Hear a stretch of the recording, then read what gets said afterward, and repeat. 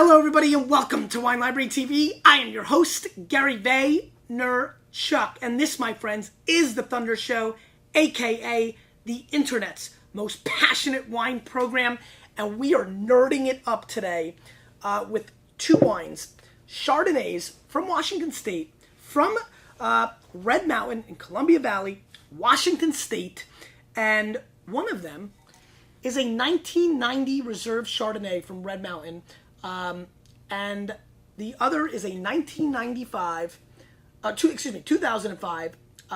estate bottled Chardonnay, Blackwood Canyon. Blackwood Canyon 1990 Reserve Chardonnay, $75 US. This wine was in barrel and extended in lees aging for 8 years. 8 years of lees. Now, I'll explain these in a second. These wines are not released until they're ready, in the opinion of the winery. This is this culty place mentioned in a Tom Clancy novel, Mott. I mean, like, weird stuff. Look at the color of these wines. Mott, zoomy zoom zoom with a boom boom. I mean, just old school Chardonnay style lees, letting the wine sit in the lees barrels. The best way you can put it is, and I did this on their website actually, and I've used this terminology in the past as well, apple cider, Mott.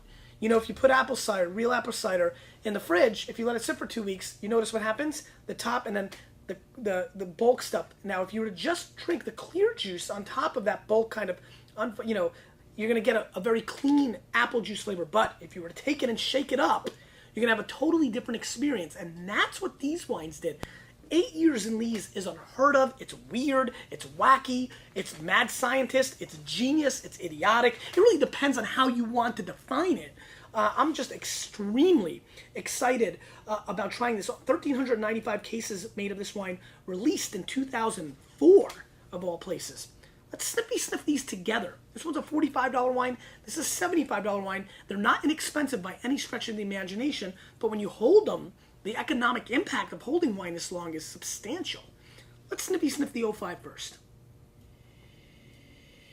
You're going to get this kind of like motor oil, olive oil kind of thing going on.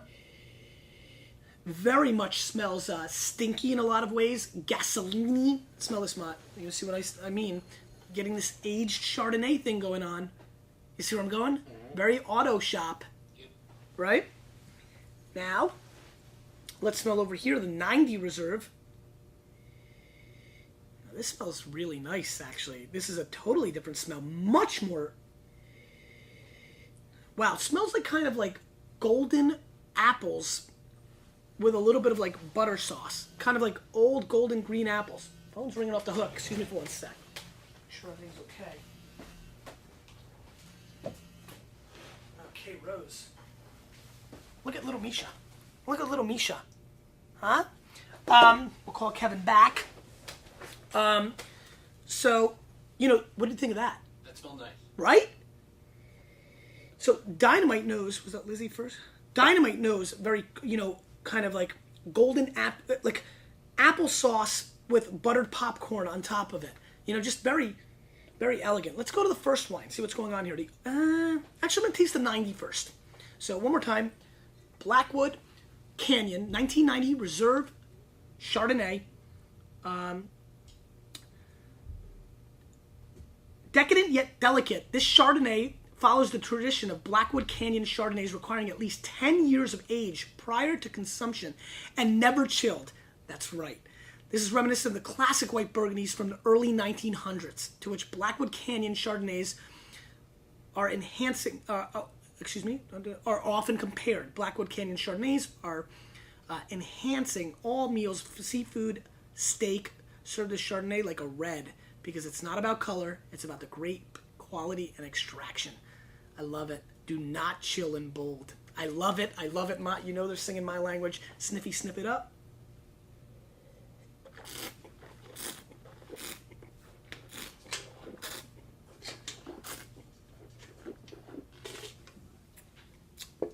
I mean, this is what... I got very lucky in my early 20s to meet a man by the name of Steve Berlin, who's one of the great wine collectors in the world, and you know, I very much miss him. His passing was very sad and very very sad. Just way too early, and we did an episode in tribute to him. This is before you think you were a cameraman, right, Matt? This was a long time ago, actually, now, unfortunately.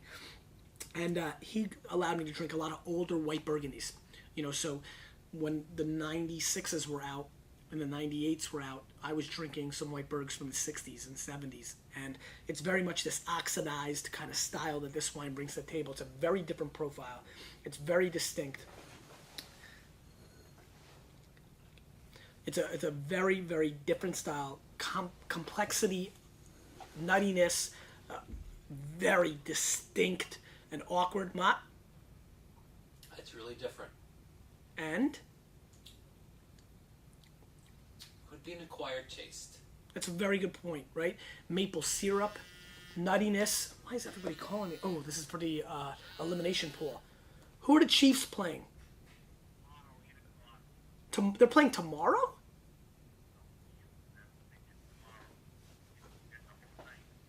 Oh, that's right. I need it by Thursday. I'm always betting against the Chiefs. Who are the Chiefs playing?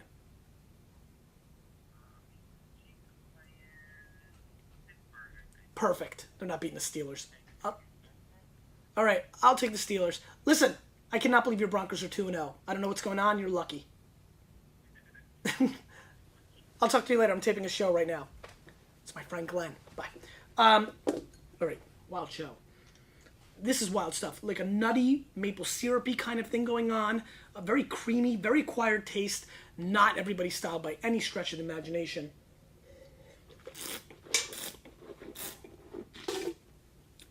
Very, very appley. Really good acid, but it's still holding up. This wine is not dead, and it's a 1990 Chardonnay, so it's important to understand.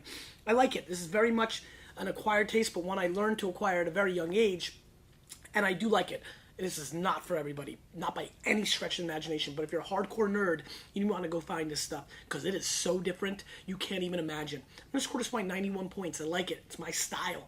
I like the, nuts meets olive oil meets viscous, kind of like take an apple, put it in your gas tank, take it out, put some nuts on some olive oil and bite it and smell it, taste it. It's kind of like this wild, funkified kind of deliciousness. Very intriguing stuff. Very different. 2005... Estate Chardonnay from Blackwood Canyon, Red Mountain Barrel Fermented, 45 U.S. bones. Let's see what's going on here. Getting a lot of that stuff, but like fall leaves come to mind on this nose. Very autumn, right? With these apples and nuts and again, there's a sardine fishiness to this nose. So there's definitely a fish component, which is going to turn some people off. Smell this, Matt? You're going to smell the fishiness. Kind of like sardines. There's really like a fish kind of... I'm not getting that. I still get the gasoline, though. Yeah, I mean, it's petrol-y. It's all that. Let's give it a whirl.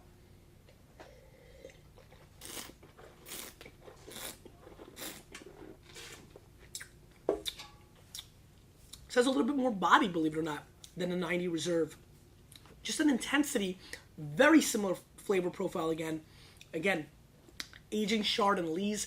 These things are going to have this kind of style, oxidized kind of, the Graviner, things of that nature. Up in northern Italy, we see this kind of style. You start getting into what we call the orange wines. Very acquired taste, very nerdy. I like it. It's different, but it's definitely not for everybody. This one's a little bit more disjointed. I'm going to score this one 89 points. I like it. It's just not bringing the same kind of thunder to me, but very wild, totally off-the-wall kind of style. Again, if you're a northern Italian white wine drinker, like the Graviner or the Radicon, you're going to know this kind of style. You're going to probably like it. The 90 Reserve Chard, I think, is quite interesting. Really fascinated that there's people out there still doing unique, different stuff. That's what needs to be commended. Big shout out to these guys for doing that. I like it, and I'm motivated.